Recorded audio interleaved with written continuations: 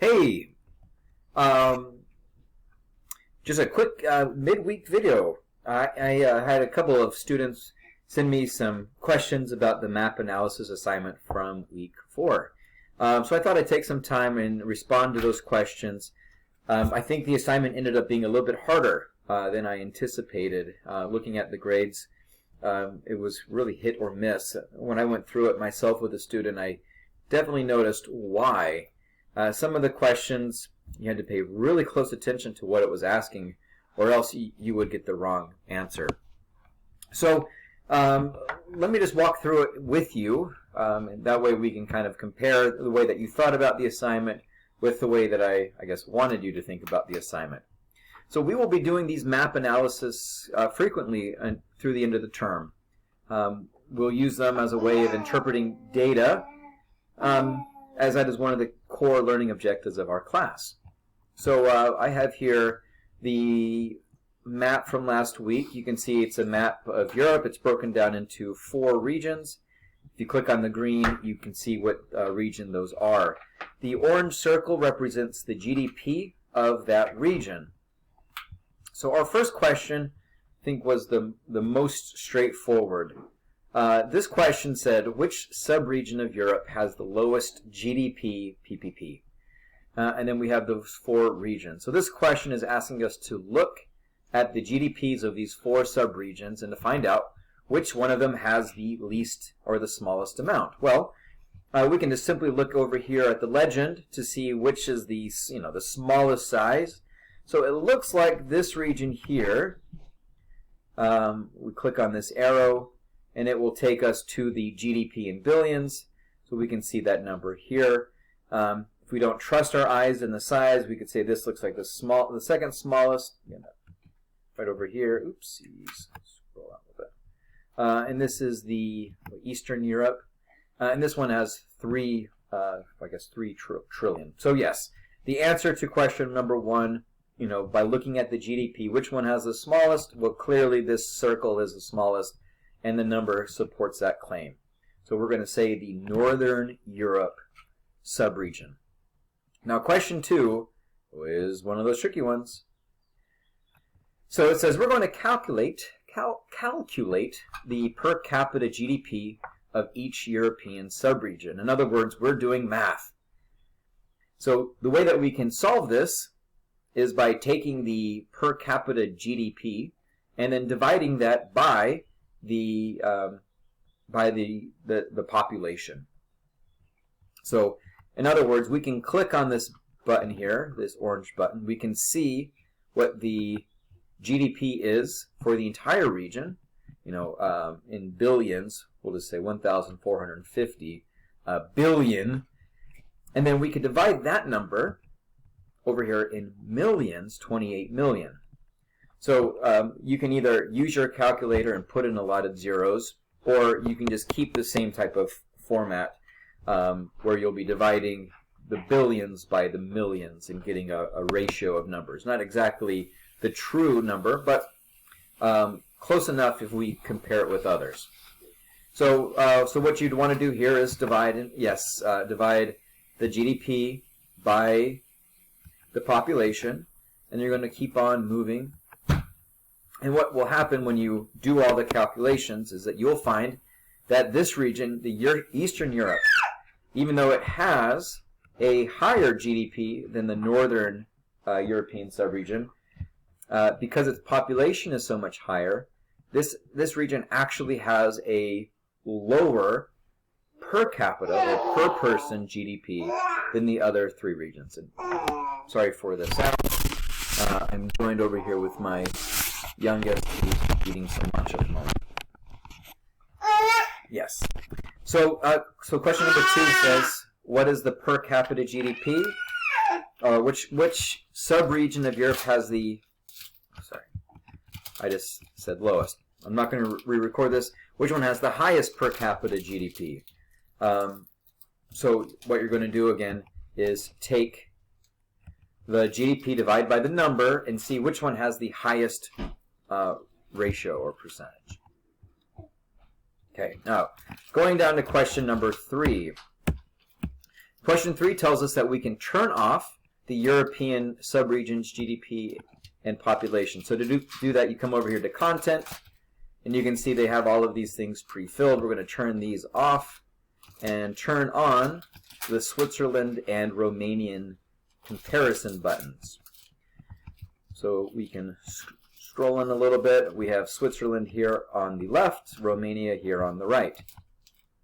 So if you click on it, you can get all of this great information. It tells us the GDP, the per capita GDP, again, dividing this number by this number. We can see the poverty rate of 6%, tax rate. We can see the percentage of the workforce that is in agriculture. We can see the percentage that's in industry. So this assignment, or this question is saying, despite having similar GDPs, the per capita GDP of Switzerland is significantly higher than that of Romania. And which of these factors do you think contributes the most to that? So which of these little subgroups do you think is the biggest reason to explain why the per capita GDP of Romania is so much smaller than that of Switzerland? And ultimately what you're looking for, I think the big difference here is in the percentage of agricultural workers. A quarter of the workforce in Romania works on farms, whereas that number here in Switzerland is only 3%. Where do people work if the poverty rate is so low? Where are people working? Well, it's not on farms. And so the hope is that you can interpret that data and realize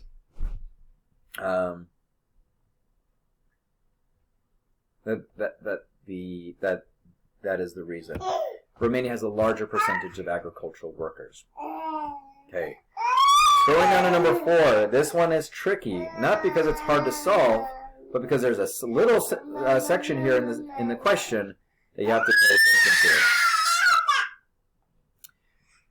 Okay, so this one says, what is the greatest difference in per capita GDP between two regions within the United Kingdom? Now, why this is tricky is because if we come over here and turn on these two maps and turn off Switzerland and Romania, this is showing us the United Kingdom and Ireland. Right? That's where it's tricky. Ireland is not a part of the UK. So you cannot use Ireland here in your calculations. Instead, it's asking you to find the greatest difference in per capita GDP between two regions within the UK. So you have to look at the number, the per capita GDP from the regions here in the UK. So we can tell by coming over here and turning on this graph. We can see the highest is the dark blue and the smallest is this pukish green. So by clicking here in the dark blue, we have 45,400 and 41 and 75,700. So since we're finding the difference, we're looking for the high and the low and subtracting those numbers. So on one end is 75,700. From that, we're going to subtract whichever one of these has the lowest per capita GDP.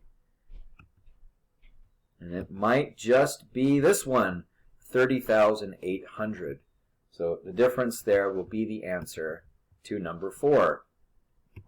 I believe it was 44,900. If instead of doing what I just said, and if instead you looked for the lowest number, then you might end up over here in northern Western Ireland with a per capita of 29,800 and this per capita of 92,800. So if you're just simply looking for the high and the low, you would end up with these two numbers. Subtracting them would give you a total of 63,000. I think a lot of you missed this one for that reason. And question number 5 asks us to turn on all of these things and then to compare those with these regions of the UK. Right? Double check. So look over these layers. You come across these 5 regions that are classified as low in terms of per capita GDP. So we're going to turn this off. Bum, bum, bum, bum, bum, bum. And turn these all on. Click, click, click, click, click, click. And now we're looking for two regions that are classified as low on the per capita GDP layer. So we're going to click and we're going to say, this one here, Northeast England, when I click on it, it tells me that the per capita GDP is low. And if I click on this one, this was medium, that's not what I'm looking for. This one is also low, East Midlands. So what I'm doing is I'm comparing the East Midlands, as it is low, versus the Northeast England. And what we're doing is simply going through these lists and looking for similarities and differences. And as we do that, we will find the answer to question number 5. We will see which of these they have in common and what is different, as a way of, again, interpreting this data to see what might cause that low GDP. All right, well, 11 minutes. I only get 15 minutes on this video. So I hope this information was helpful, so you could compare what you did versus kind of what I was doing as I was explaining how to approach this assignment. And by all means, if you still have questions about it, feel free to reach out to me either via email or you can give me a call. I'm happy to work with you on this or other assignments. Again, I have office hours on Monday, Wednesday, Friday from 11 to noon. And if those times don't work, you can, again, call me and we can set up another time where we can sit down and talk through these things. Look, my goal is I don't want you to have a bad experience here. I want you to be able to learn. I want you to be able to process this information. I want you to realize where some of the pitfalls were. I don't want you to get overly frustrated and to hate this course. So if you're feeling that way, if you're feeling overly frustrated, reach out to me. Let's talk. Let's figure out a strategy so that is not your experience in the weeks coming up. All right, that's it from me. If you have questions, reach out to me. Take care.